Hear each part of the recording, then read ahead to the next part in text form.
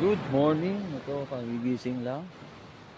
Dito kami sa Jabal Sipa. Sa ibang lokasyon. Yan. Yung pinuntahan namin dati nila Repa Chris. Yan, madami-daming tao. Dalawang bundok yun. Sa gitna kami, tapos dagat na.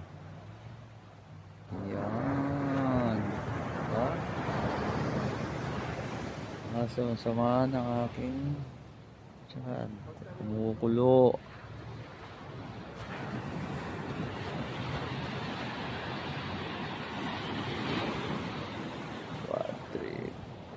So ito, magigising lang.